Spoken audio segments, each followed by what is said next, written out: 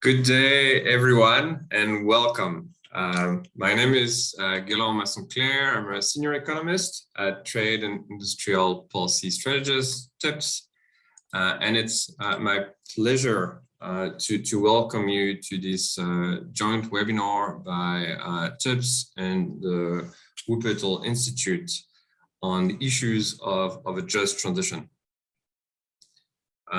A little bit about TIPS and the Wuppertal Institute, both really leading think tanks and research institutes working on issues of sustainability, social progress, economic development, and economic inclusion. TIPS being based in South Africa, the Wuppertal Institute being based in Germany. And we're very happy to be collaborating to bring you this session today on unpacking just transition in action. As you know, by now, I'm sure just transition is a hot topic. It's entered the policy discussions quite heavily at a global level and in many countries around the globe already. Yet it remains to be unpacked and defined and most importantly implemented in practice. What we find is that looking at just transition projects on the ground and project developments in support of a just transition is very nascent area of thinking. And what we start to look at those kind of projects, what it means to implement just transition in practice, we start to realize that, of course, the characteristics of just transition projects, their development pathways, their development cycles, but also the policies and the tools that are required to support them may be quite different from traditional project development. So that's true at the policymaking level, but that's also true at the kind of project program level. And today, we really want to unpack this interplay from the project level, from a global perspective, but also bringing three on-the-ground experiences from South Africa, from India, and from Indonesia.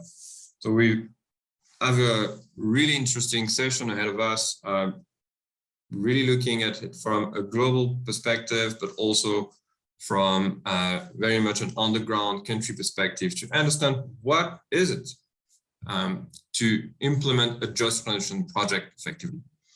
And I think for me, it's so fundamental because most of the discussions on just transition have been very policy orientated, very top-down orientated, and those are really necessary, but there's been not enough thinking being done on the ground thinking and how to do that really at the local level. Today, we've set this webinar as an open forum, of course, and we really welcome your views and your perspectives. You'll note that this is set up as a meeting rather than a traditional webinar format. For those who have attended those, you should all be able to see who is here, and you should be able to interact with each other in the chat as a group, but also bilaterally. And we really encourage you to do so. We hope that this is going to be a vibrant space. I would think that our speakers and panelists are here to kickstart the discussion rather than wrap it up. It's really food for thought, and we really look forward to hearing from you in the chat, but also in the discussion. You'll have the opportunity to raise your hand and make direct inputs if you wish so. I'll just ask that, of course, with such a meeting, if you're not being asked to take the floor, please mute yourself, keep your camera switched off. It's just going to help with the development of the next couple of hours. But overall, we're really excited for the next couple of hours. And we're going to start with 2 inputs from the Wuppertal Institute and TIPS to set the scene and really kind of unpack from a global perspective and from a high-level perspective the tenets of a just transition project, what it means to implement a just transition project, and what are some of the policy tools that are required to support, such just transition on the ground. We'll start with an introduction of the toolkit that has been developed and thought about by the Wuppertal Institute around just transition tools that could be implemented. And then we'll go on with a presentation from TIPS around the current characteristics and challenges of just transition projects on the ground, really complementing that scene setting. Then we'll move into 3 particular inputs, as I mentioned, from practitioners on the ground, from South Africa, from India, and from Indonesia.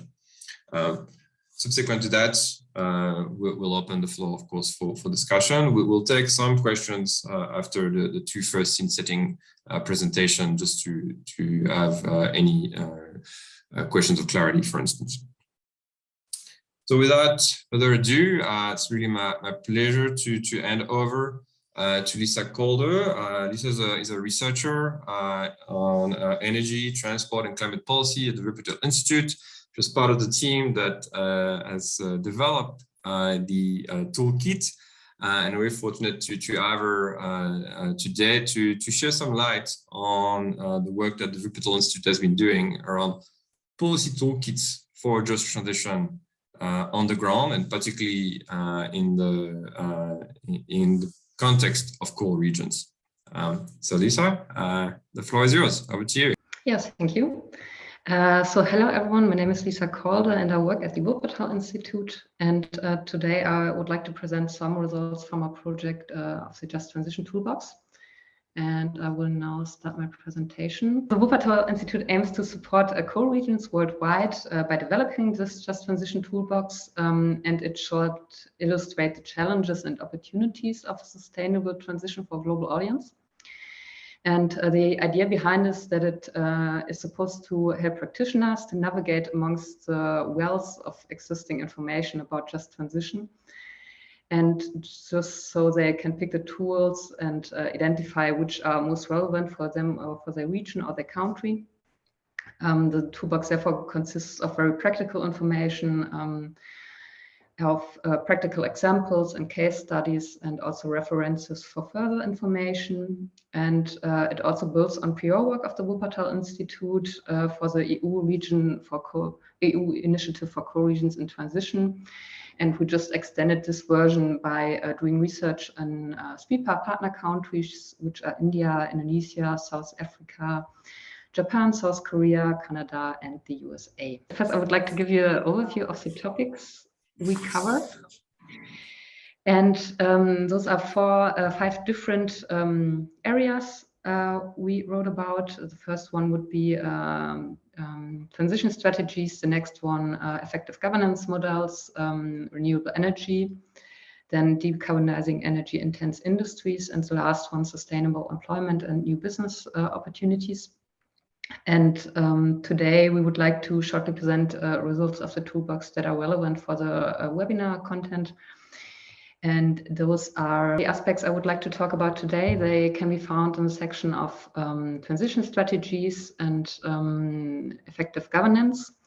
And the first one would be to identify actions and projects to support the transition strategy. And the second one is to talk about how to facilitate stakeholder engagement, which is often also very relevant for project development.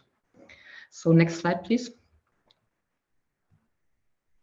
Okay, so I first start with the key messages. The first one is that in our toolbox, we state that an idealized process for strategy development can be structured around 4 steps, which is a policy circle we also mentioned in our webinar agenda. And I will later come to this and talk a little bit more about it. And the next message is that effective just transition strategies require the involvement of all affected stakeholders and communities from the early stage on, and also that engagement must be understood as an ongoing process. And the third message would be that you have to align both governance and stakeholder engagement with goals and strategy. And behind this is the concept of multi-level governance also. I will also talk about this later on a little bit more. Please, next slide. First, I will introduce the policy circle. It's the kind of ground concept we work with in the strategy section of the Just Transition Toolbox. And it is an established framework that helps practitioners structure and plan their action. And here you can see the steps of a simplified policy circle. And you normally start with the problem, which means that you have to define the problem and to set an agenda. Then next comes to define the vision and objectives of the strategy. And the third part would be to identify and select options and to implement actions. And this will also be the part I will talk about today. And the fourth part is the learning, which means that you have to monitor, report, evaluate, and then do a policy adaptation based on the things you've learned. And it's also important to note that the policy circle is not always sequential. That means you can also take some steps in parallel.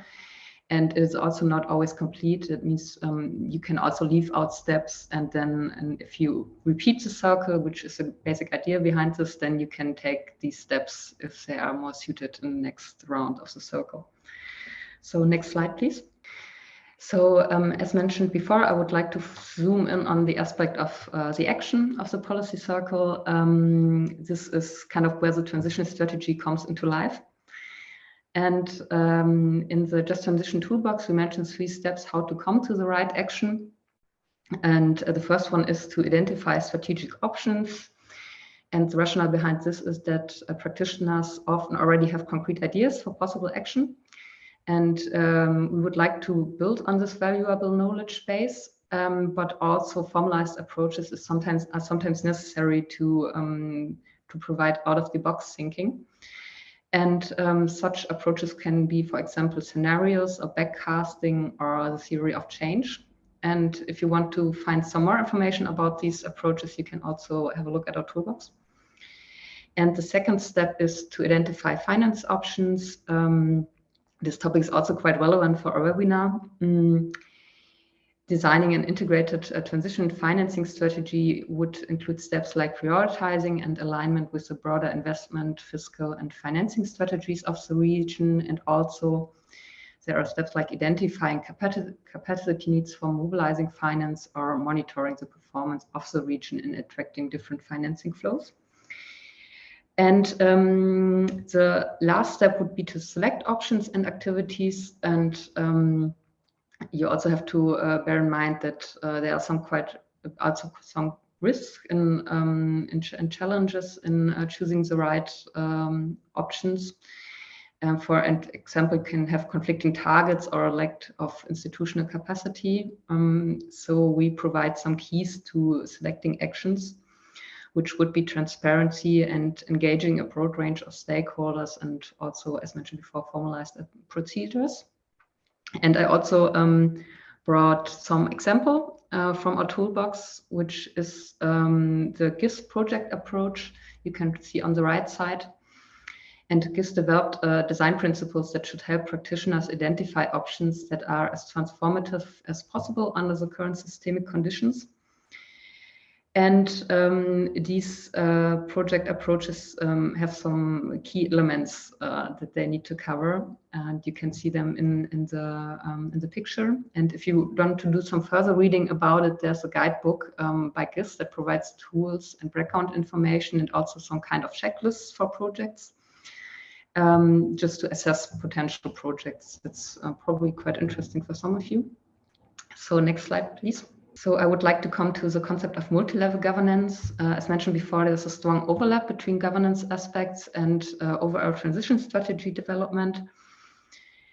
And for example, the drivers of political and economic goals of the strategy will influence the governance model, and different stages of the policy circle will also call for different governance approaches. So you can kind of imagine how this interlinkage is working. Therefore, complex transition strategies need to be governed using this multi-level and multi-actor approach, and participatory approaches also play a big role in this. They can also be seen as both goal and prerequisite for a speedy and socially just regional transition. Yeah, and on the right side, you can see a model of this multi-level governance, which includes civil society and the economic sector, and also goes from local to international politics. So this is kind of the idea of multi-level governance in a nutshell. Next slide, please. And the second aspect of the toolbox I would like to talk about today is stakeholder engagement. Just to give a short working definition, stakeholder engagement would be a process by which an organization leading the transition in a core region engages with or involves those who are affected by the decisions that are made. And you can have different levels of stakeholder engagement, ranging from cooperation to information. And possible steps you can take are also seen on the right side. Just to give some practical ideas how to implement stakeholder engagement, some steps would be to identify relevant stakeholders first and mobilize stakeholders. Also establishing contact with key stakeholders, and then maybe do some research by in-depth or focus interviews, just to identify the areas in which the stakeholders can contribute. And also have workshops and meetings to develop a plan based on a common vision, for example, or a policy mix. Next slide, please. So in the toolbox, we also thought about some common problems to stakeholder engagement and what could be solution approaches. So I will just shortly mention those. And if you want to have a further look, just feel free to have a look at the toolbox. So one common problem would be that the process is kind of time consuming and resource intense, and our approach would be long-term commitment and clear expectations. The next possible problem is that it's hard to achieve meaningful inclusion of certain stakeholder groups. And there an idea would be awareness raising and empowerment of stakeholders and effective facilitation. And the last common problem you could possibly face is a lack of agreement regarding information you need to make decisions, and an approach would be joint fact-finding processes. Next slide, please. So this was a short insight into our toolbox. As mentioned, we also cover multiple topics more. So if you're curious, just click on our website, coldtransitions.org. And also, please feel free to contact me or my colleagues, and you can find our email addresses below. Thank you. Thanks so much, Lisa, for this overview. I know it was a very short period of time to present a very comprehensive piece of work, but I think it gave people a really good idea of what they can find into the toolbox. I saw Timon's put the link as well in the chat, so really encourage you to go and download the toolbox, engage with it. And of course, contact Lisa and Timon if you have any questions. Just also a reminder that if you have any burning questions of clarity at the moment, please pop them in the chat or raise your hand. We'll take some questions if there are any after our second input as well, just to clarify any questions before we move into our practitioner's perspective. So I think that's a great start.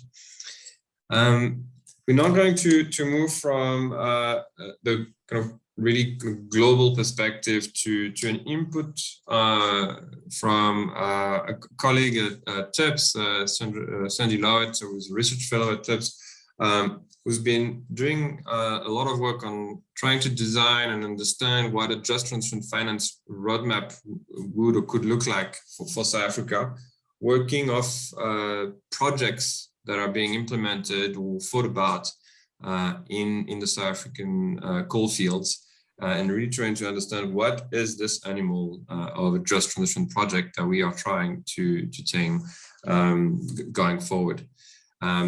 So Sandy, the floor is yours. Thanks, Gaylor. Great. Thank you for the introduction, Gaylor. What I'm going to try and do is be the meat and the sandwich between the broad toolbox that Lisa told us about and the practitioners on the ground. And I'm actually going to cover two pieces of thinking that we've been doing at TIPS. The first one is the work that Gaylor's been doing on how we think at a more granular level about the just transition as a multidimensional concept. And then, as he said, some of the work that we've been doing on projects. I'm not going to address the finance issue specifically. I'll rather just talk to the major characteristics and challenges that we're finding. So what we're finding in South Africa, I think there are 2 points of departure. The first one is in a lot of countries, especially in the global north, there's this idea that the just transition mustn't leave anyone behind. In the South African context, where we've got so much poverty and inequality and unemployment, there are a lot of people who see the just transition as a meaningful process by which to actually improve the lives of people, as opposed to just not leaving them behind. So the concept of justice is crucial and central to how we think about it in South Africa. In terms of the timing, we're finding a lot of pressure from for the research community in South Africa to move from the stratospheric, here's a new way of looking at the world, and conceptual and theoretical thinking, to say the just transition needs to actually get traction on the ground immediately. And so we need to start learning by doing and looking at actual projects and saying, how are these going to then fold up into our theoretical thinking and our policy making? So this is based on the work that Gaylor's been doing on how we think about a just transition at a more granular level. And the thinking basically is that we can think of it in terms of 3 dimensions. The first one is procedural, which Lisa has spoken about, and that is the focus on an inclusive process, and making sure that the people who will be impacted by the just transition actually have a voice in what their future looks like. Then there's distributive justice, which is where the focus is, which is essentially ideas of how you can create alternative decent jobs, how you can do retraining. But the core of the issue is basically who is going to pay for just transition activities, who are going to be the beneficiaries, and how are we going to understand and measure the impacts in terms of the lives of those beneficiaries.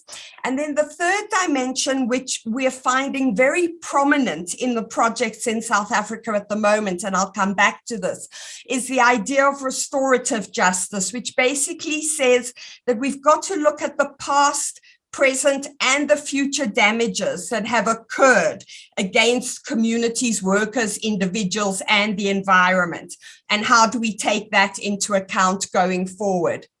So where we found Gaylor's research and his team's work particularly useful in the very complex South African socio-economic territory is this idea that within those 3 dimensions of a just transition, you can have differing levels of ambition. So let me just take the first one, for example. If you were looking at procedural justice, you could run a very, very simple inclusive process where you have one workshop and you get the feedback from the community and you feed that into your project process. A more ambitious approach to that dimension might be to say, what resources, information, inputs can we provide to people on the ground to capacitate and empower and allow them to have a more meaningful voice in what their futures look like, and how can we elevate them during that process. So what the work tells us is, on the left, we can basically have a range of ambitions in terms of the just transition. You can either want to maintain the status quo and essentially have no ambition for a just transition at all, or you could be right at the top here in a transformational view where you say we need to fundamentally change the economic structure and the socioeconomic development trajectory of a country. And obviously there's a range in between. Now, embracing this idea of a just transition is incredibly useful from a practical perspective because it allows us to have movement and make progress even while people are having the debate of what is a just transition. So it allows us to make progress. So what we've done in terms of understanding just transition projects in the South African context and what we're thinking about is basically we said, if we're going to look at projects, it needs to be place-based. And we've based our analysis on Mpumalanga, which is where the majority of the coal-fired electricity power plants and coal mines are in South Africa and where the just energy transition is focused. And the idea very much there is we will use the just energy transition as a learning experience that we can then apply to other sectors and other geographic areas. We found that there are a huge and very vast number of project drivers in the just transition space, from all tiers of government to the private sector, to research institutions, and we're finding a lot of special purpose vehicles that are being designed specifically to experiment around these kinds of projects. Obviously, the definition of what is a just transition project is a major challenge for all of us. So in this initial early work, we have accepted the self-identification of the project champion to say, yes, this is a just transition project, and we're accepting that definition. We're definitely excluding fossil fuel and brown projects, but we're including not only green economy projects, but non-green projects that are not brown, but that allow economic diversification.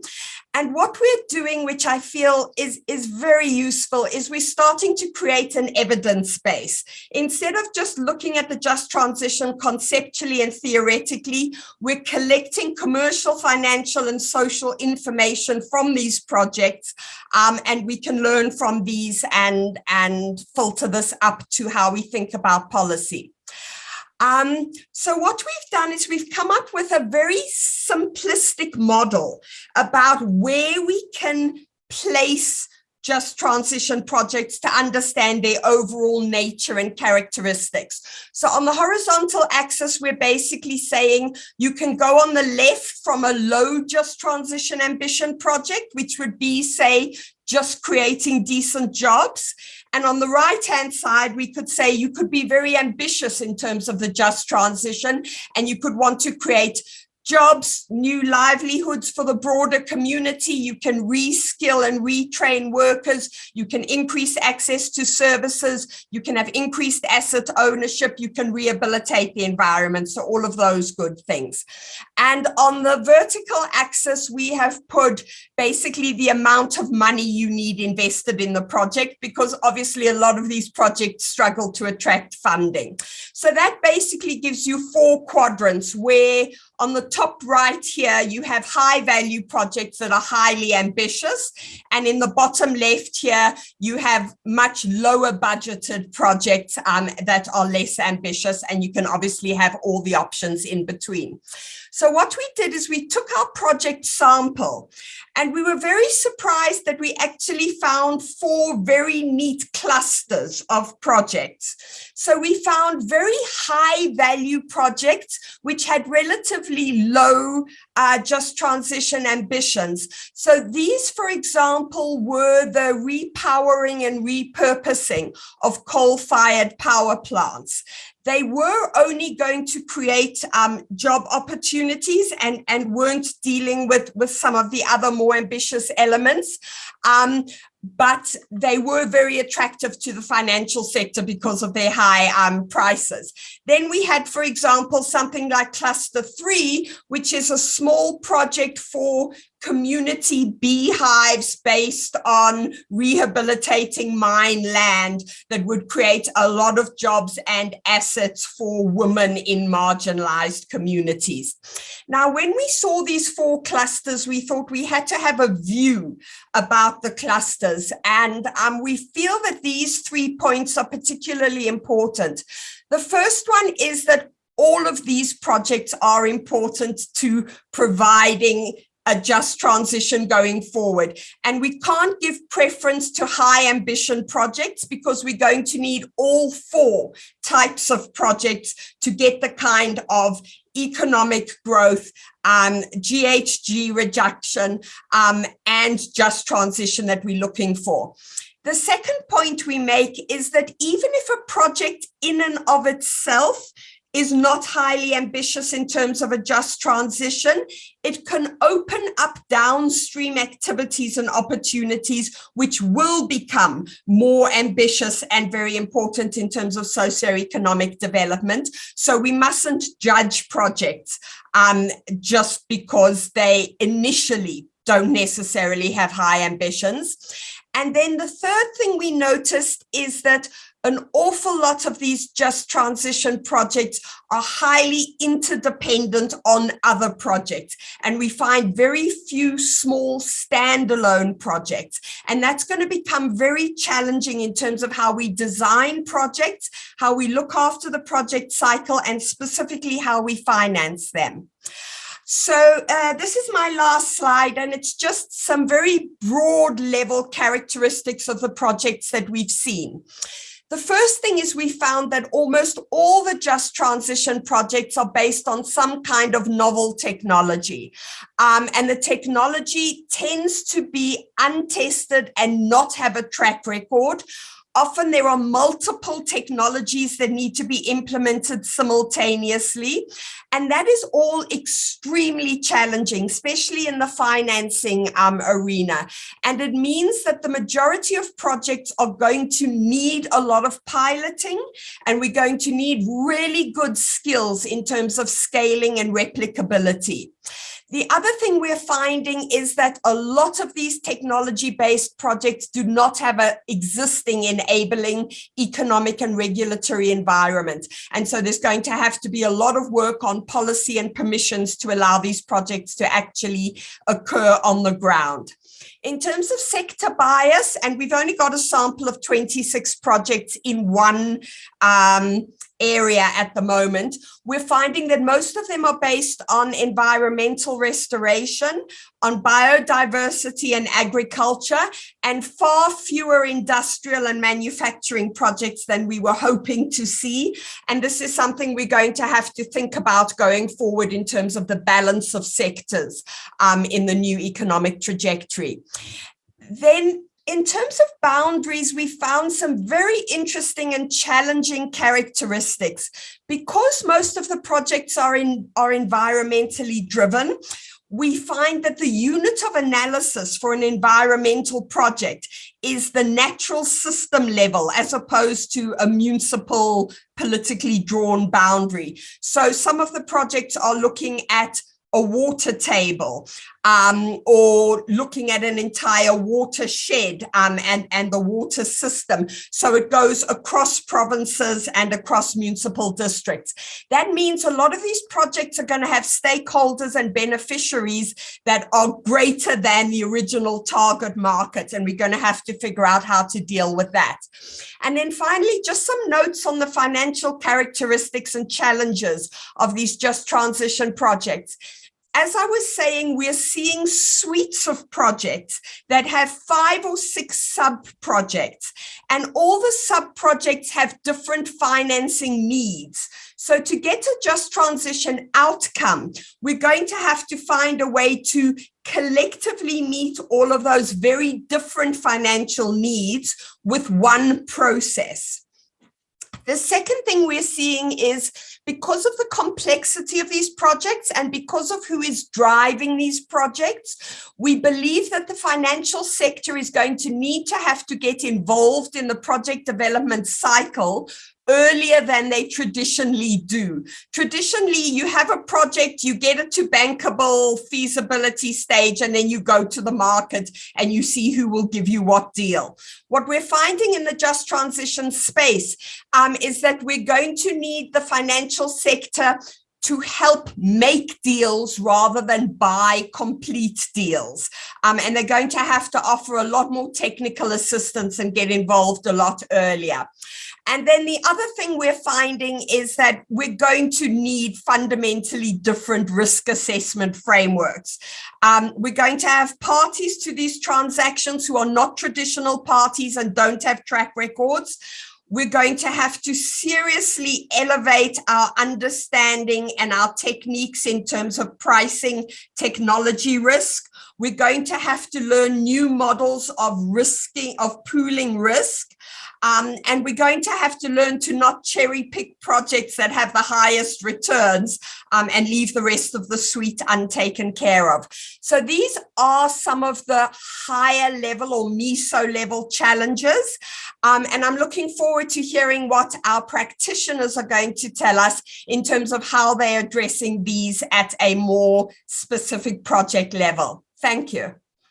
Thanks so much, Sandy, for this overview. I think it's, as you said, really nice to be the meat in the sandwich. I think that's really a good way of putting it between the high-level toolbox and then the inputs that we're going to hear. I think it's really grounded a lot of the discussions around just transition projects and the complexities of implementing a just transition projects and even understanding what it is that we call a just transition project, and certainly in the South African context, but I think more broadly.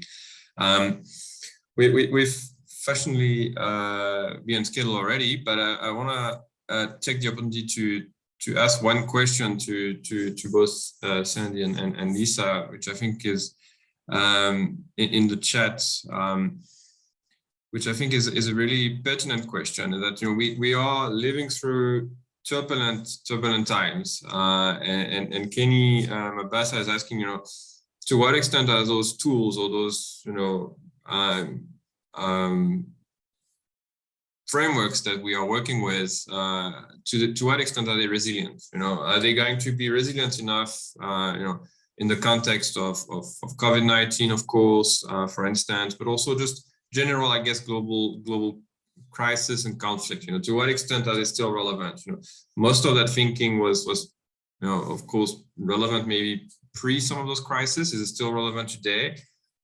Is it something that we need to take into consideration? So maybe just some reflection on that in terms of how kind of resilient are those toolboxes or those approaches? Can we think about that a little bit? Not sure who wants to start. Maybe I'll start with Lisa and then over to Sandy on this one. Yeah, thank you for this very interesting question. It's really a good one because we developed the toolbox during the last year doing interviews in the SPIPA countries. So COVID was already there. And I guess they address some quite fundamental question on mostly on the local and regional level. So my idea on this would be that the changes who appear on a more national or international level, they kind of trickle down to this level, but also there is some chance by giving life to the transition on the regional and local level, and by addressing these challenges that appear there, and see how it also goes back to the national level and see what's the impact there. So I guess I think they would still be relevant, the tools we developed. I don't know. Timon also had an answer on this on the chat.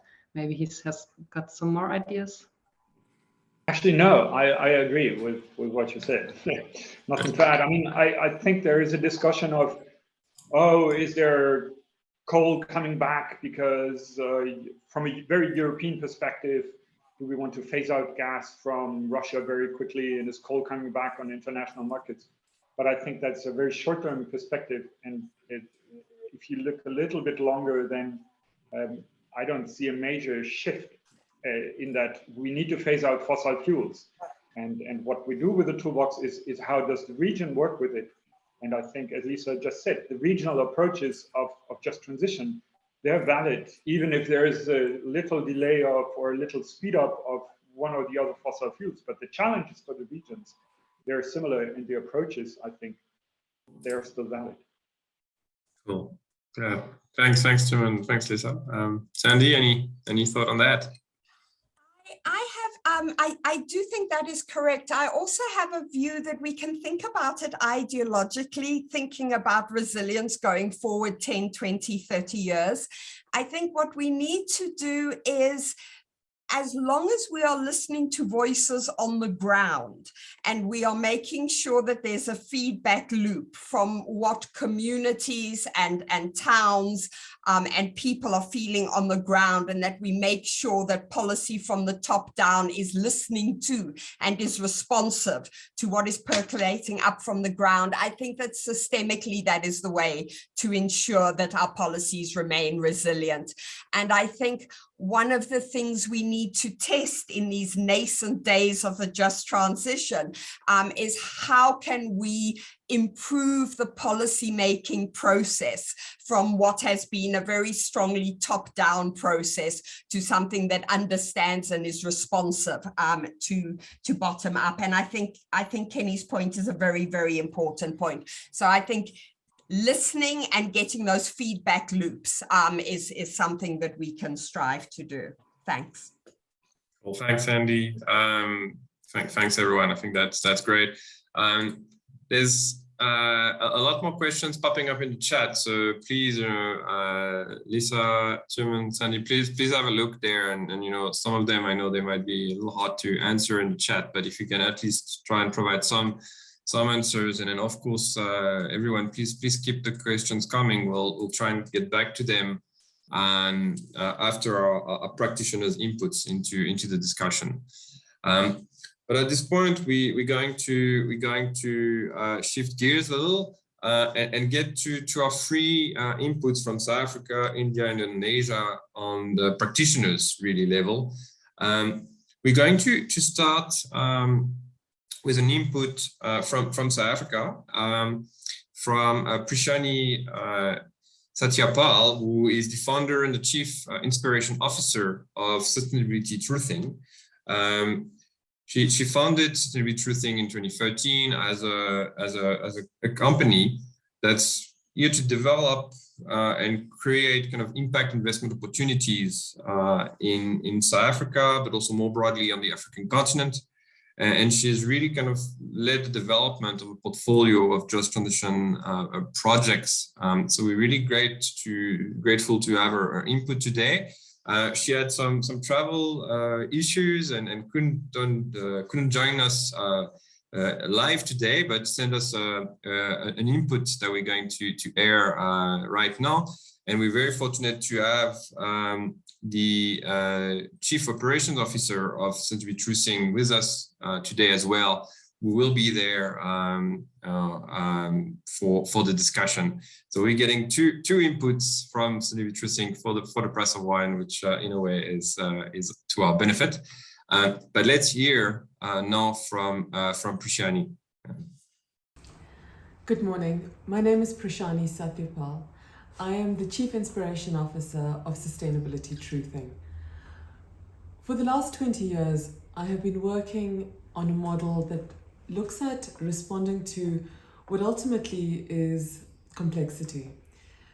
This world of complexity is something that has fascinated me in my search for responding to working in predominantly rural spaces across the African continent. And the space that most fascinates me or most intrigues me, compels me to get up in the morning, is that of understanding how best to create change and responsiveness in communities as relates to climate change. So when dealing with complexity, the lens through which I see the world has become more dense, has become more vibrant, has become more challenging. And therefore, In today's session, when talking about project development processes, the requirement for seeing project development differently has always been part of the work we have done. The we being sustainability truthing, and the truthing in our work has always focused on how it is we can find truth to create impact, and impact that is that which is needed in a way that is lasting, that increases resilience, but also improves the outcomes that are sought by those who wish to fund, by those that wish to see change, but those that are actually living the change that is intended. The reality on the ground in many communities around the world is often experienced through the lens of researchers, of people going into communities, doing impact assessments, doing project assessment work. And this model is one that has delivered certain results. But in the work that we do, we've changed this model around in many respects. Predominantly because nature doesn't work within a project cycle. Nature doesn't work within a space of a construct of a project scope. And as the complexity of climate change is felt on a rapidly increasing manner across particularly rural environments, our process of understanding how we assess what's really needed in terms of the work we do has changed, so that we adapt our processes to say, how do we scope an understanding in a way that adapts to what's going on the ground in terms of the real ravages of climate change, the real impacts of those changes in terms of the socioeconomic dynamic of communities, and that which those changes create in terms of potential economic opportunity that can create resilience. So what does that mean? We've been doing this since 2009 in places like Ghana, in rural areas in Ghana, in rural areas in Tanzania. And let me tell you share with you some of those examples, particularly in Tanzania. So the example in Tanzania I will give you is of a space that was particularly challenged in terms of water security. Now, water security was being felt as a challenge because the community hadn't been storing water during the rainy season. This is not unusual in many environments, but as water challenges are experienced, food security was then exacerbated, and people then became dependent on food aid programs. So what were project development and development aid programs focused on? They were focused on food aid. But what was needed in that environment after us spending time with the community was a solution to unlock food aid. So to break that cycle of saying this was a community that needed food aid, but rather a community that needed to save water and to change their relationship with water.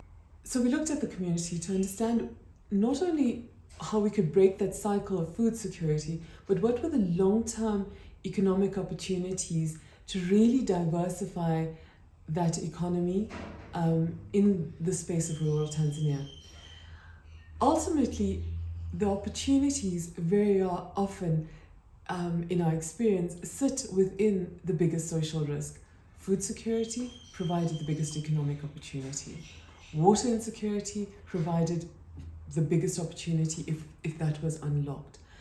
And how did we do it was by finding an investor that was interested in an offtake if we could find a way to get the community to have climate resilient manners of producing agriculture. So let's look at some of the words I've used. Is food security, climate resilient crops, being able to manage water cycles, all of these issues sit within a framework of resilience in terms of climate change, sit within a process of resilience within the just transition. And in terms of scale, we had to work within the scale of the watershed of that area. So we designed something that not only focused on one village, but 5 villages, because people needed to work across a watershed and work with the largest lake in the area to manage how they stored water, but also managed what crops they planted and at which stage of the year they planted certain crops. When we went to the area, like I said, there was a problem in terms of food security. People were not guaranteed of a plate of food, let alone a daily wage. When we left 2 years later, the community were actively involved in trading with an agricultural commodities company. We ensured that 30% of the local food consumption was secured by the local, by this new agricultural production, and 70% was being now sold through this company. So there was an investor that came in and invested in something that made the local construct from an environmental, social, and economic perspective work. The design was based on something that was needed locally. We designed something based on local complexity. The solution in Tanzania was creating a response to the biggest social need and looking at the biggest waste in the area. The biggest social need was food security. The biggest waste was Rift Valley soil that was lying fallow because people were not able to plant during the rainy season because they were hungry. What broke the cycle was actually getting people to plow at the right time of the year, using the right methodologies, and securing a relationship in terms of rainwater harvesting, making sure that there were the right methodologies in terms of climate-resistant crops, and getting the right investor in that believed in the biggest system in terms of the potential of the area with respect to food security and offtake for crops into the future. The just transition in places like South Africa are no different. When we look at just transition projects in South Africa and the complexity that's required for us to respond to, if I look at agricultural projects that we've been evaluating in the Eastern Cape, or mining projects we've been evaluating across South Africa,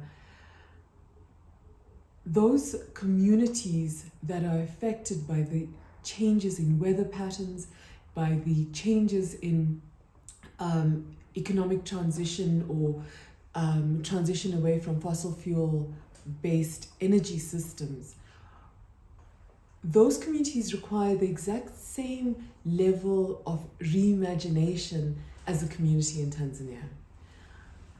What does the broader environment require in terms of being able to sustain a changing natural environment due to climate change? And what does that mean in terms of being able to sustain resilience within a local community? So using the experience we've had from working across the world, we've developed a portfolio in South Africa by understanding the requirements in terms of the opportunities, like I said, in terms of risk, in terms of challenge, in terms of what it is are the biggest weaknesses in being able to transition communities.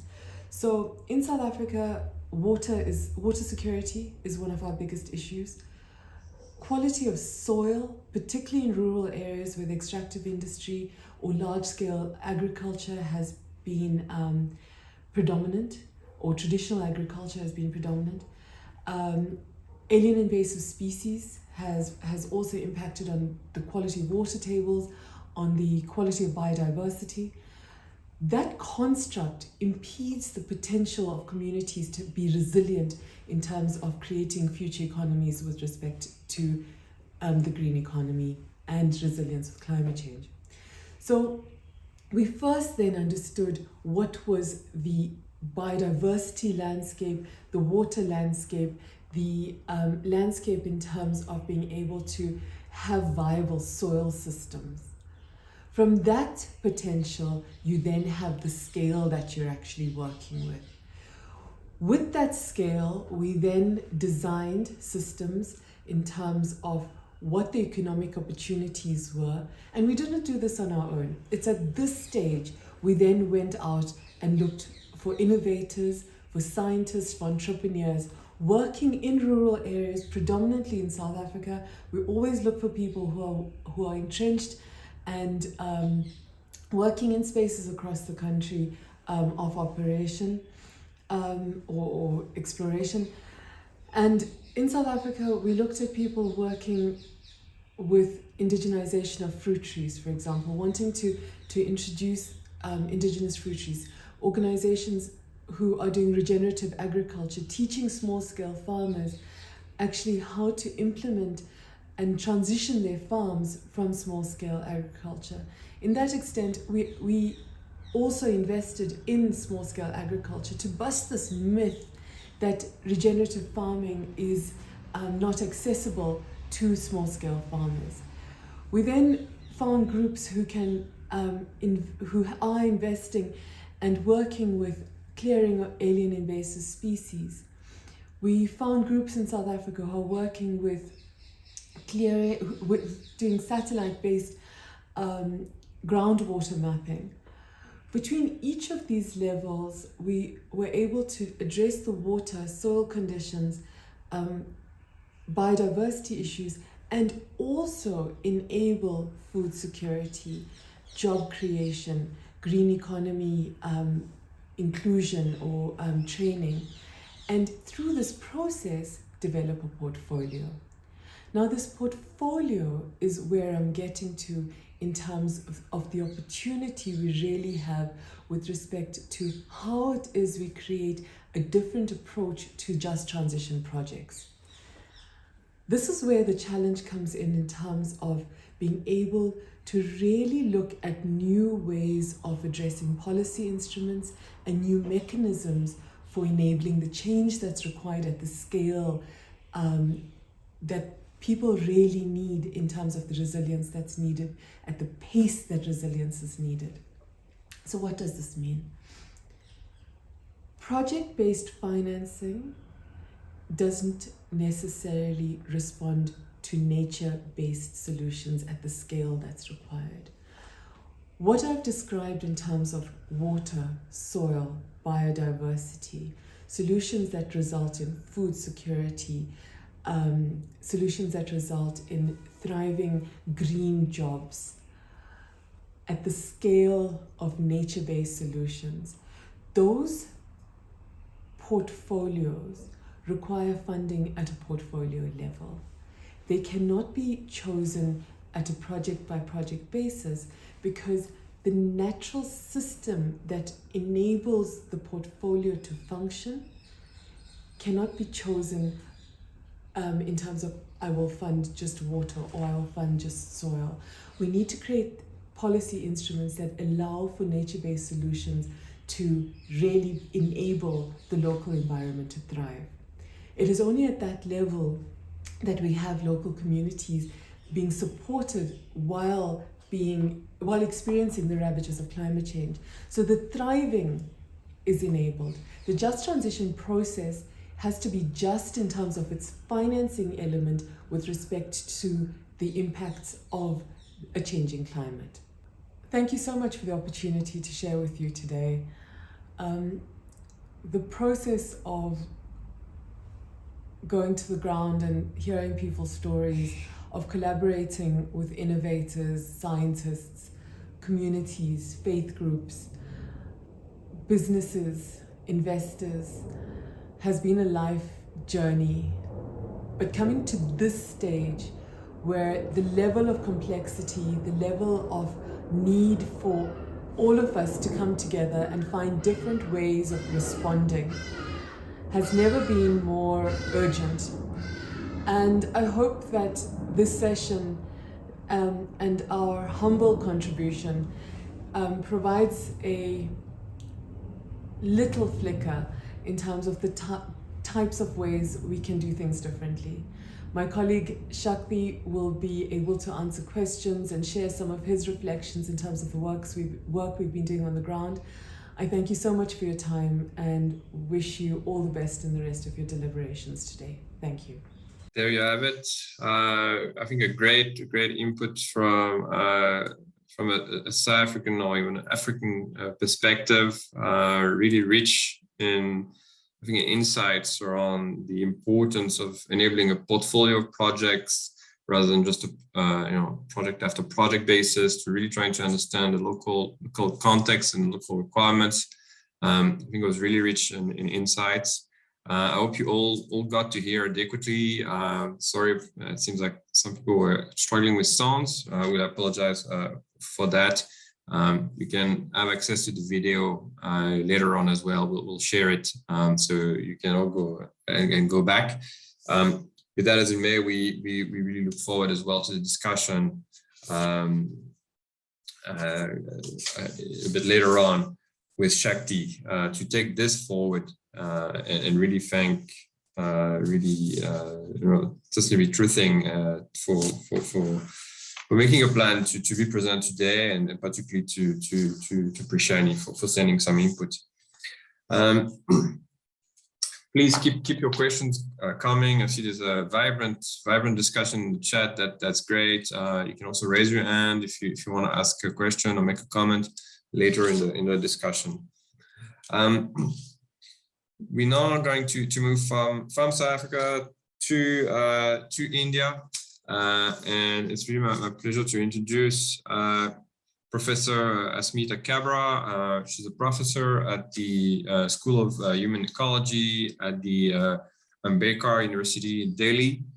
She's really worked on the interface of critical development studies and political ecology, and has been in that field for quite some time now, really trying to understand the complexity of this interplay. She's also the founder and president of an NGO, which is Adarshila, as well as the founder trustees of an NGO that's working on issues of livelihood, sustainability, and education in India. That's called Samrakshan Trust. Hopefully I can do that justice. And so really a great deal of insight, both from a practitioner and an academic perspective. So we're very fortunate to have Asmita with us. So over to you, the floor is yours. Thank you so much for TIPS and to Wuppertal Institute to give me this opportunity to speak about just transition. I am bringing inputs not just from my own field experience in the area of displacement and resettlement, which is a field that I've been working on now as a practitioner and as an academic for more than 23 years now, but also as a member of the advisory board of the think tank, the India Just Transition Center, with which I've now been associated for more than a year. And some of the insights that I'm going to bring in today are from this very interesting recent report that the India Center for Just Transition has brought out on Korba, one of the biggest coal districts of India, where they were doing this field research on planning of a just transition for Korba. So I'm, unlike the previous presenter, I'm not bringing in insights about just transition, which is initiatives that are going on, but I think that what I'd like to bring in, on the other hand, are insights from a previous wave of very similar sounding initiatives that went on from the 1980s and in fact are currently also ongoing, which are initiatives to recreate the livelihoods of people who were displaced by all kinds of development projects. And I find it very intriguing that some of the issues and challenges of how to build or rebuild livelihoods of people who've been affected by a very disruptive, sudden end to their previous livelihood. I think a lot of these lessons are extremely pertinent if we are to think about just transition planning and build on the lessons from the last 5 or 7 decades of displacement and resettlement research, because it would really be unfortunate to reinvent the wheel in all the wrong ways and struggle with the same dilemmas and the same conundrums all over again in planning for a just transition for coal-bearing areas in the global south. And in drawing on the Korba report, I think I would also be very confidently saying that the kind of landscape and the kind of population we are looking at here, which is an extremely poor, well, one of the poorest districts of India, and a district in which more than 50% of the population is dependent on coal or coal-related sectors for their livelihoods, and a sector in which the problems of the coal sector have been coming up for the last at least 10 decades. In that sense, the lessons from Korba or the insights from Korba are very relevant for the rest of the global south, where similar energy transitions are being planned. I had originally thought of talking, of dividing my talk into 2 parts. One, to talk about the energy transition, the just transition for districts where coal and other non-renewable energy is being phased out, and also the impact on districts where renewable energy projects are going to come up, because the transition, the energy transition in a country like India is going to drastically reorganize and transform the energy map of the country and move from energy coming predominantly from Eastern India, where the non-renewable and coal is based, to Western and Southern India. And that's again going to unleash a whole lot of changes. But given the time available, I don't think I'm going to be able to talk about the renewable energy districts. And I'll instead concentrate my comments on the coal districts of India, and what are some of the things on the ground that need to be kept in mind while planning an energy transition.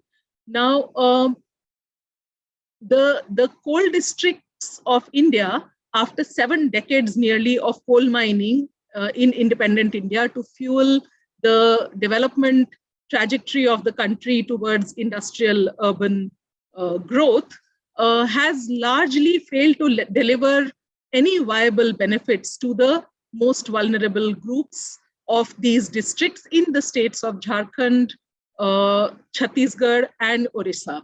Coal mining has caused widespread displacement and impoverishment for the last 5 decades. Additional waves of displacement have been triggered in the same districts, first by public and then private industrialization, which was kickstarted by coal-based energy availability. This includes iron and steel, thermal power plants, smelting, and a range of heavy industries. And here is the first point that I want to highlight, that coal districts have a very specific history, which is that they have faced, the people of these districts have faced widespread displacement and dispossession due to the emergence of the coal industry. Their rehabilitation has been spectacularly unsuccessful, as witnessed by a range of studies.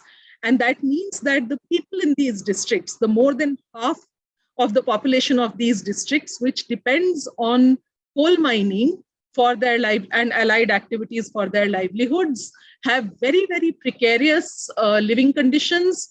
They are among the poorest of the poor in India. They face a number of resilience and health and other challenges. And the fact of COVID has, of course, not helped. And also socially, the majority of the population, which is at the lowest end of the coal economy, belongs to traditionally marginalized groups like the Adivasi and the Dalit communities. In that sense, the areas in which this energy transition with justice is being planned are areas which have suffered historically from a classic resource curse. Now, it is this context that has to be borne in mind when we start planning for an energy, for a just transition for these districts. More than half of the GDP of coal districts comes from mining and related activities, and a phase down of coal mining in these what you can think of as mono-industry districts is likely to impact these communities extremely adversely because of the removal of their main source of livelihood, even though this main source is extremely underpaying and insecure. But it's still their main source of livelihood. The other thing to bear in mind is that unlike in the global north, the vast majority of people for whom this just transition has to be planned are not people who work in formal factories related to coal industry, but a range of informal sector workers. So these could be informal household level illegal miners who do small scale mining, or they could be people who are involved with transportation of coal as helpers on trucks that are running, doing the coal run, or a range of informal contractual workers in these allied industries. So for these people, the first transition which came to urban elite Indians with the first round of industrialization, the transition from agrarian to secure industrial, better paying jobs, that first transition hasn't happened. And the mining and other activities have actually been deeply unjust for them. So neither has there been justice in terms of getting benefits which they were entitled to due to displacement, or actually having a livelihood transition. So how do you actually explain just transition to a community which has neither had justice nor the first level of transition towards urban industrial secure jobs? That is an extremely pertinent question. And I think that is going to be the situation for a variety of countries in the global south where just transition planning needs to happen. It's not just a simple question of reskilling formal factory workers who are going to lose their jobs because their coal factories are going to shut down. As the India Center for Just Transition's Korba report puts it, the question is, how do we plan a just transition in the poorest parts of the country, where coal is the only source of livelihoods and growth, although I would paraphrase this as the only source of livelihoods and hope, because there hasn't been that much growth. So this is the conundrum that just transition planning needs to deal with. All the proposed solutions to just transition that are being spoken about currently, to me, seem to be replicating the same mistakes that the first wave of dispossession, when these people's land was acquired for mining and for industrial development, etc., and they were displaced, then the first round of livelihood restoration plans also spoke eerily similarly of things like reskilling these people and giving them re-employment. And what they totally ignore is that even outside of sudden and drastic changes like the energy transition plans to be, skill development projects in India have a failed history of at least 6 decades. Moreover, for displaced communities which have been resettled elsewhere, livelihood restoration by project developers has an even more dismal history of failure. So simply trying to do this all over again without looking at the historical lessons and hoping that for some reason it will work out this time is just not enough. So where do we go from here? I believe that the standard sort of project planning process that was spoken about in the first input in today's session, really requires a very drastic rethink for a just transition to happen, especially in the informal sector, but even in the formal sector. And I completely agree with the previous speaker who said that, the sort of the way in which financing and planning for just transition needs to happen cannot happen project by project, because I think that what we need here is a widespread and a very long-term program that probably would combine elements of something like a Green New Deal and a universal basic income or a freedom dividend, which means that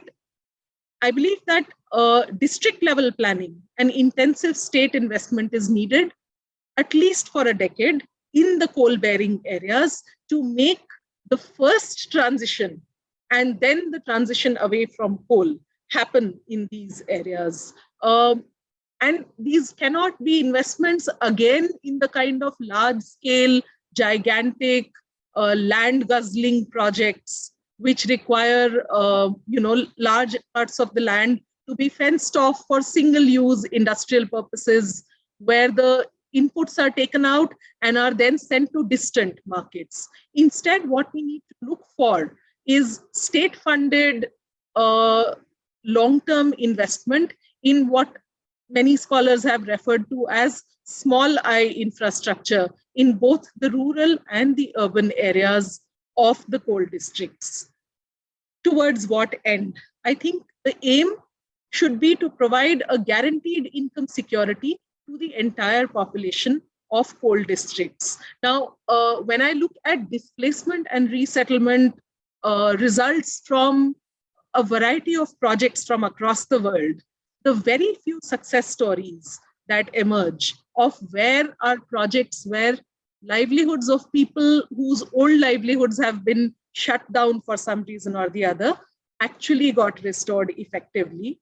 When we look for such examples, we find only 2 or 3 types of things that seem to work. One is when resettlement is land-based, where people whose farming land is being taken away are being given alternate good farming land. And secondly, where long-term income support is given. For example, in the case of the Three Gorges Dam in China, where the resettled people, not only were they given a range of livelihood resources, housing, etc., but a basic minimum income security, which then that income then revolves within that economy and allows the resettled people to set up more smaller enterprises that cater to the local economy's needs. These are the kind of things where communities and individuals within the communities by themselves, using their own genius, are able to recreate more sustainable livelihoods. So a judicious combination of long-term cash support combined with investments by the government in small I infrastructure, which guarantees to the people access to land for farming, access to forest resources, clean air and water, and healthy food. These are the kind of things that are likely to work. In my opinion, setting up training institutions that provide them with reskilling jobs, etc., are not going to cut it. So some of the potential activities that the Green New Deal kind of financing can fund would include supporting smallholder farms. A lot of the informal workers in the coal economy continue to have one foot in farming. They are not just wage workers in the coal sector. They are not just small-scale farmers. They are people from indigenous communities where pluri-activity is the name of the game. So one family member will probably hold on to the family plot of land, less than 1 hectare, sometimes even less than half a hectare, and others are out trying to earn a living through small-scale coal stealing or working on a coal truck, as I said. So supporting smallholder farming to become more viable, supporting local water harvesting and soil conservation schemes, building more sustainable and equitable food systems, creating rural non-farm income earning opportunities. Now, this is a difficult one unless there is a certain pool of income that is assured and is circulating in the local economy, which is where I think a universal basic income scheme is important, which will generate these income earning opportunities very much in the way that in the 1950s, Paul Rosenstein-Rodin thought that small scale, that a big push in the labor intensive industries is going to recreate or jumpstart industrialization. There is also the need to invest in local manufacturing units and industry, which spur the growth in the use of clean technology. The government, of course, must not think of taking away the funds meant from rural education and healthcare and employment guarantee and just giving that as direct cash transfers. These need to be supplementary activities. And in addition, investments in local employment that is generated by repairing and upgrading existing infrastructure to harvest renewable energy and withstand extreme weather events. And all of these, of course, will require sustained funding. But I think that the work of the India Just Transition Center seems to be indicating that in addition to looking for international aid, the accumulated and new resources raised from the coal-based industries, like the district mining funds, which are there with every single coal district of India, lying unutilized, could be deployed towards this. The coal sector has corporates which have a requirement to spend on corporate social responsibility. And there is always the possibility of a just transition tax on the top 0.1% of India's extremely unequal population, where the top of the pyramid can very easily finance the requirements of a just transition.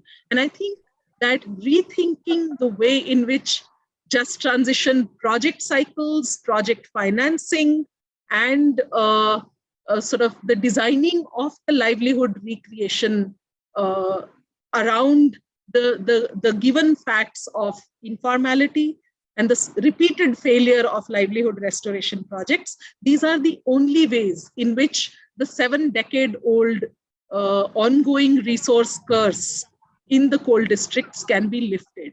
Now, I had much else to say on the non-coal renewable districts, but I'm going to stop here.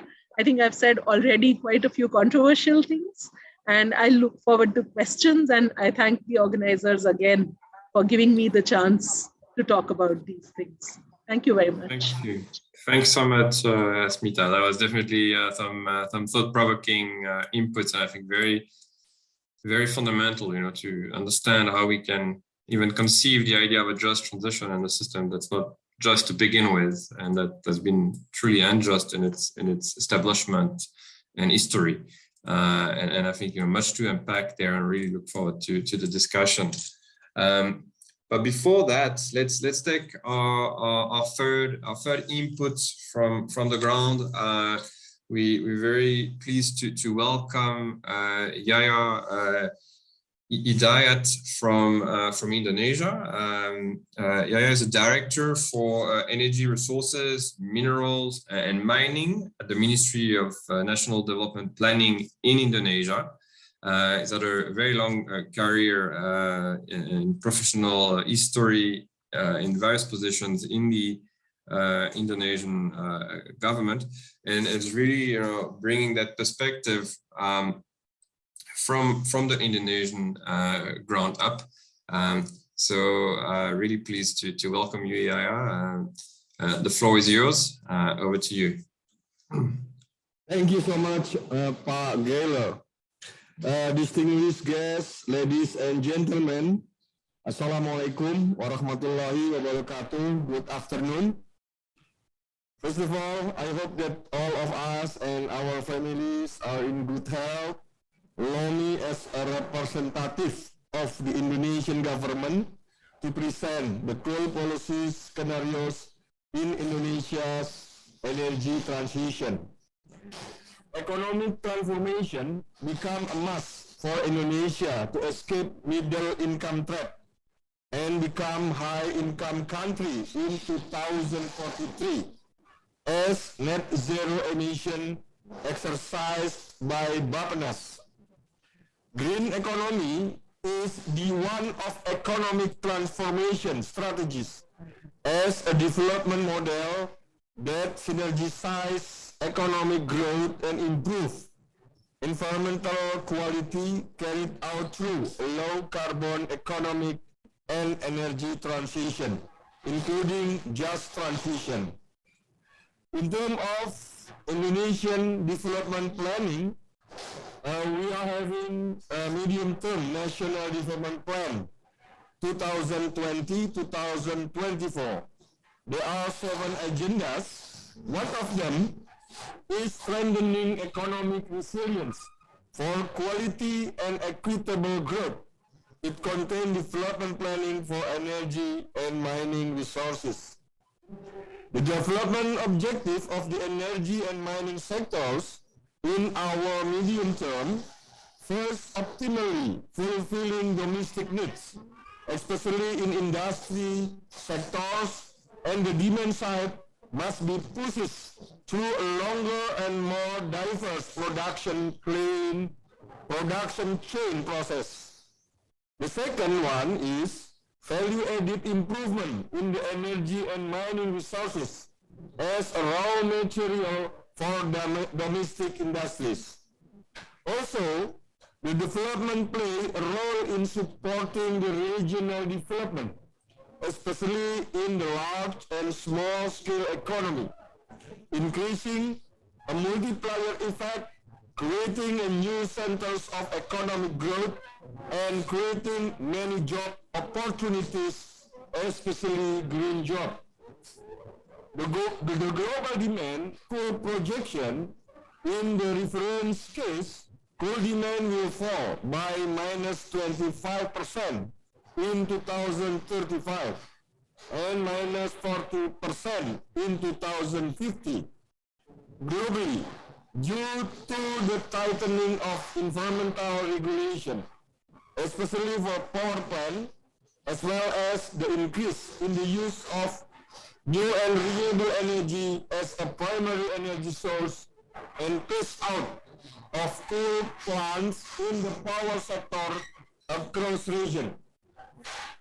In the accelerated transition scenarios, emission by 2050 are 20% lower than in the reference case. Indonesia has a huge potential of coal resources and reserves, and the third largest coal producer in the world. The coal dominated by low and medium calorie coal. Mastery of mining technology, processing and development of them are required. History of energy industry, export, import, and upstream petrochemical in Indonesia are shown in the graph. Coal, natural gas, and sweet crude oil are the biggest export contributors.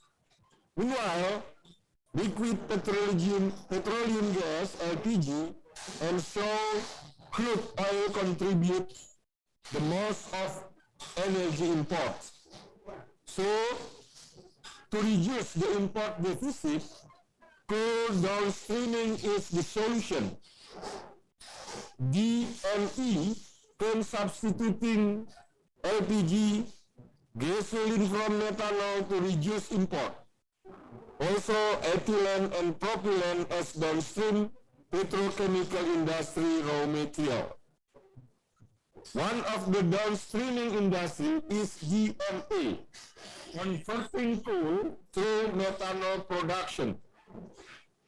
The methanol consumption projected increase both for the direct downstream petrochemical industry needs as well as raw material for biodiesel, gasoline, and DME. In the grand strategy, mineral and mining, DME is targeted to replace the total LPG by 2030 through coal gasification and conversion to methanol. Governance is developing net zero emission scenario for 2060. Key points of energy transition. The first one, the energy transition is a long-term strategy built with the spirit of low carbon energy system and optimal utilization of new and renewable energy. The second one, the energy transition can only be carried out through integrated policies that encourage the growth of other sectors in economy. Policies need to build on the sustainable development movement and public support for climate change mitigation action. The third one, constructive and complementary cooperation, shared value and consistency are essential in all stages. Intensive communication and collaboration among multi-sector stakeholders are crucial, including international stakeholders. One of the highlight scenarios is decrease in coal use to zero by 2060 across all sectors. The consequence of encouraging low carbon development is an enormous amount of investment requirement. For this reason, the government should immediately prepare a funding mobilization strategy to realize low carbon development. Therefore, the government needs to encourage incentive and stimulus for green energy development and formulate lower risk renewable energy business schemes for the private sector. Finally, I want to express my gratitude to trade and industrial policy strategists, tips, and Wuppertal Institute for Climate, Environment and Energy that has been who have held this webinar event. Thank you. Stay safe and stay healthy. Thanks so much. Yeah, I think that was fantastic to really highlight, I think, the scale of the challenge that we're talking about when we thinking about a just transition in the Indonesian context, certainly. To take us forward, it's my pleasure to hand over to Timon Venert from the Wuppertal Institute. Timon is the head of the Berlin office of the Wuppertal Institute, and will take us through the discussion and the wrap up for today. So Timon, I pass the baton to you. Yeah, that's a tough one. Thank you, Gaylor, for. I've been listening to the presentations, and I find them all very, very interesting. And I don't know, I've probably more in my head than I'll be even able to ask in the remaining 15 minutes, let alone answer. Maybe some things which I found interesting, and Shakti, Asmita, Pakyaya, whoever wants to come in, please.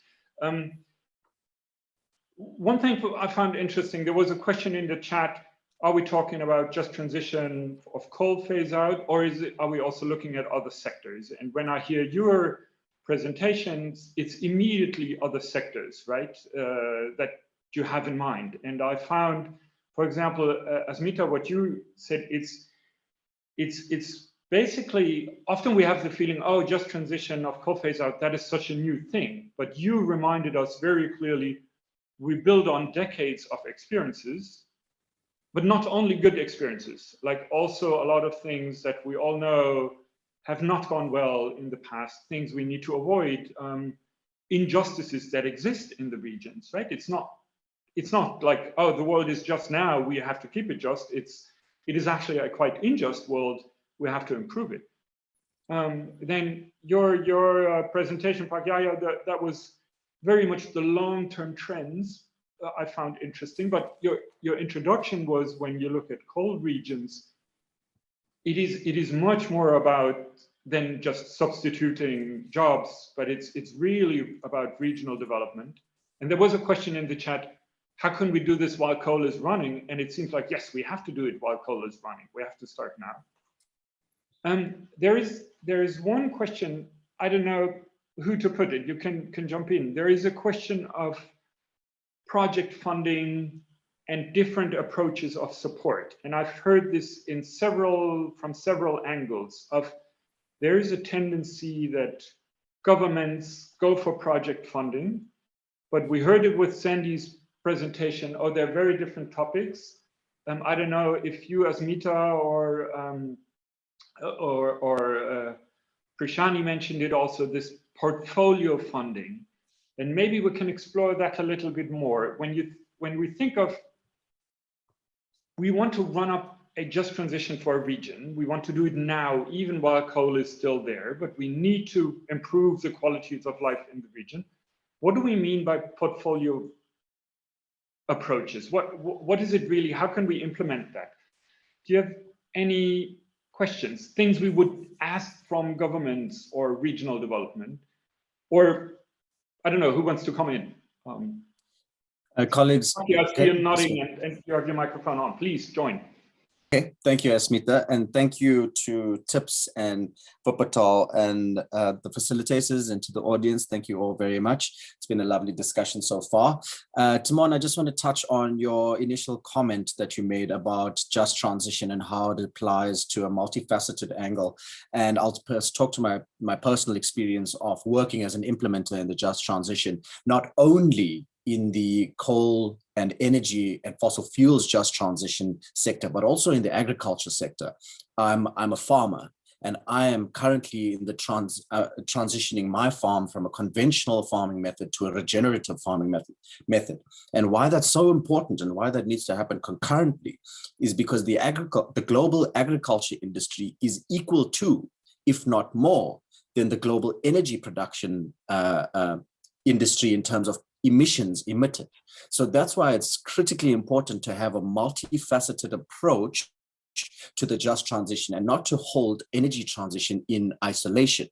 And therefore, that multifaceted approach encompasses a portfolio. We can't look at just doing one part of a system at a time. We have to look at doing many things in the system that move the system forward and the communities that that are part of that system together. Yeah, thank you. I think that's a good point of also what is alternative livelihoods, and farming immediately comes in many coal regions. We have a raised hand, Gwen Foster, please come in. I would like to ask your question short. The shorter your question, the longer you get an answer. That is super, and thank you very much indeed. I simply want to make a point, and part of this was prompted by Shakti's comment now. If we look at portfolio, if we look at projects for a start, they tend to be too short, and the researchers very often do not have the accountability for making it happen. So they're very often, you get lots of recommendations, but so what? What I have found very interesting, and this goes back as well to Asmita's presentation, in terms of getting into step, I focus on traceability, market access, record keeping, compliance, all that sort of stuff. But in terms of getting into step, we need to evolve competence at local level for record keeping and ensuring that the records are complete and that they have integrity. Now, the technology can help us there. Drones, for instance, it need not be a young youth drone pilot who sets up that data stream. We have got all of the tools we need. We simply need to get into step at ground level, and that is not a top-down approach or not a top-down outcome. A way that I found very useful, there is an organization that I consider to be one of the global leaders in India called ICE and SDGs. the Institute for Circular Economy and Sustainable Development Goals. And the circular economy is a way of getting into step with local communities beyond agriculture very quickly, because it is tangible, it is relevant, and we have the guidance from international. If I put on a South African hat, we have international third-party guidance. The other thing comes down, and there was reference to this, we are going to see regulations coming through that demand transparency and sustainability certification, and demand that big companies, or all companies, report on the impact they have in terms of carbon, in terms of biodiversity, whatever. That too will be a bridging opportunity, and we can look at carbon offsets, for instance, if we are developing the smallholders. So just a sort of snapshot point. Thanks. Thank you for that intervention. Asmita, before you respond, there is one more hand up. Mohammed Patel, please come in and make it crisp and short, please. Sure, I'll try and make it as crisp as I can. Hi, I'm Mohammed Patel from TIPS as well. And my question is for Asmita. You know, in some of our desktop research, specifically around India's energy journey, we see that there's for a while been sort of policy statements around the banning of thermal coal imports. So my question would be, because that has a key implication for South Africa, since we export a large amount of volumes of thermal coal into India. So that has implications for the pace of our just transition. Yeah. To what extent are those policy commitments credible? And is the rationale behind it to drive an energy transition, or is it to rely more on domestic Indian thermal coal? That would be my question. Thank you. Asmita, there seems to have been many questions to you, or statements. I don't know. You can choose of how many of them to respond. If I feel it takes too long, then I'll decide.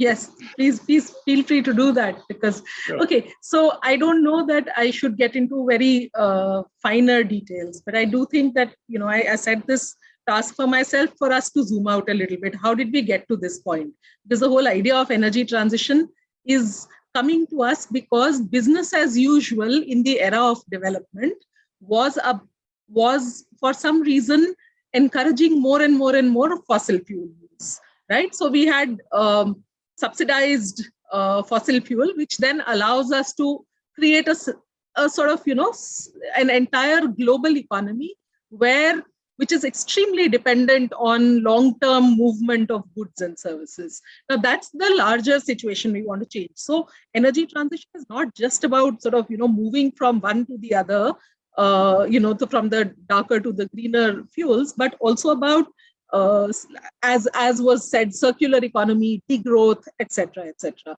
Now, to me, this seems self-evident, but when you're talking to the policymakers and to the project developers, this is you know, it sounds like radical. What are you even talking about? You know, you're sort of talking about impractical stuff. So to me, the big elephant in the room, which we haven't talked about, we keep stepping around it, but it's too big and the room is too small, is politics. And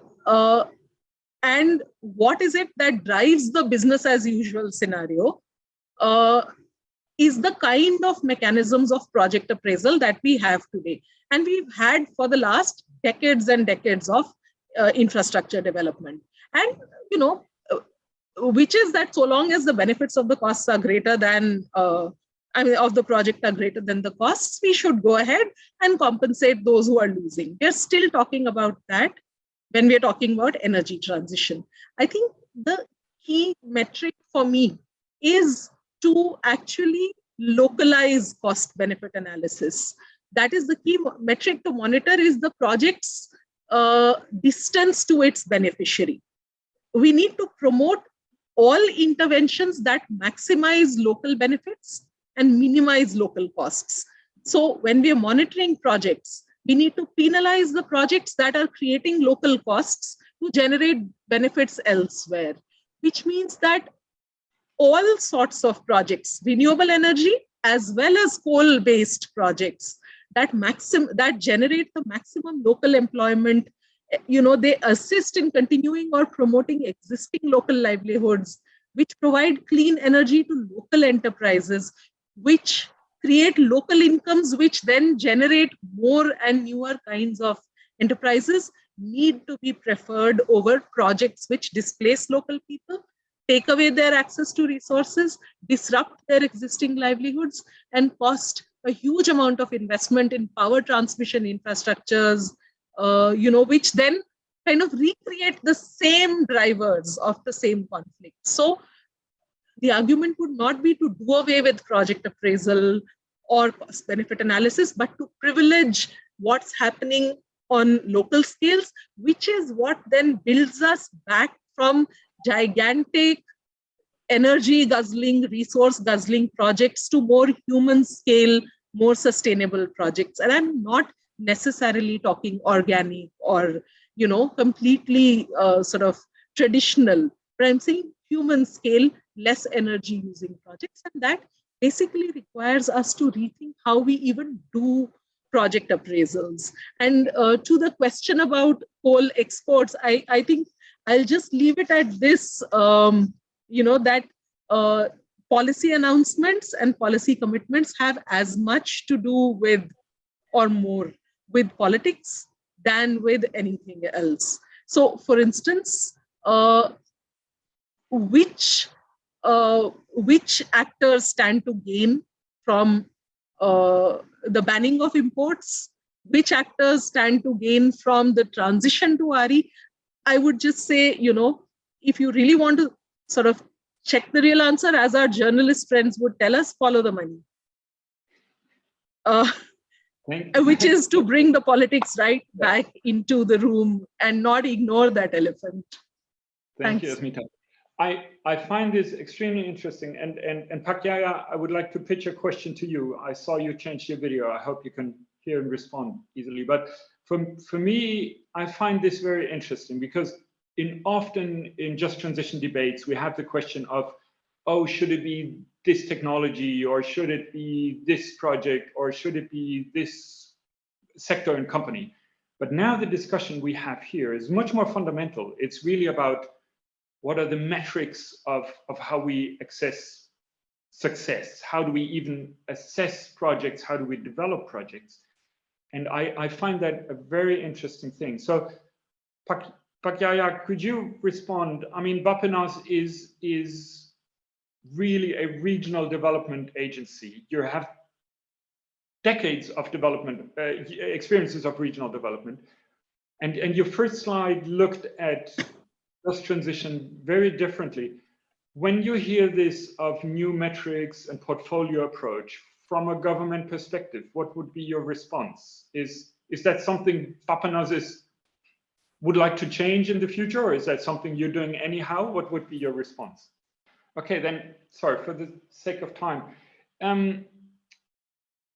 I don't know then let's make Gaylor, you're the referee. You tell me how much overtime we have, probably, I don't know, half a minute or so.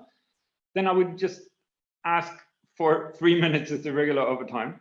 I would ask you, Shakti and Asmita, for 2 quick final interventions. If you had a wish list of, you want to go to a government and saying, this is what you really should change about how you support projects. This is what you should change in your eligibility criteria, assessment, things like that. What would be on your top number 1, my wish list to a government of changing that? Who wants to go first? Shakti, you want to go first? Sure, thank you, Timon. Look, if you were to ask me what I would ask of the government, is I would ask them to make certain things law. It should be law. I think policy is one thing, but actually making it law, that's how you're going to get the changes that you need to mobilize and get the kind of traction that we need, which we all know is extremely, it's a volatile situation. So I would certainly ask for government to take steps to enable the just transition to get a lot more traction. Thank you. Asmita, your number 1 wish. Well, I'm not I find that, for example, in land acquisition in India, we thought that things will really change once there is a good law. 2013, we got a great law. We've got probably one of the most progressive laws on land acquisition in India. And it came it didn't come because we asked for it.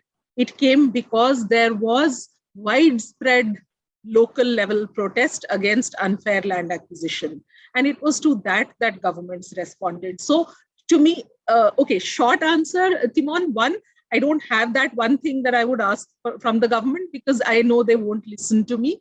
But the good news, which I'd want to end with, is that so long as we are democracies, the governments do have to answer every 5 years. And right now, the way they are designing energy transition projects, for instance, in Western India, they are trying not to take, so we got a good law. Land taking is extremely difficult now, and faces a lot of conflict. And therefore, the governments would respond mainly to pressure, sustained pressure and accountability to politicians. So what I would want is for those metrics and that data to be out there in the public domain, which has become increasingly difficult in many countries for genuine information to be out there. But so long as that information is out there and so long as there are local stakeholders on whose feet the government is treading, they will not make the wrong move. So for instance, phasing out coal in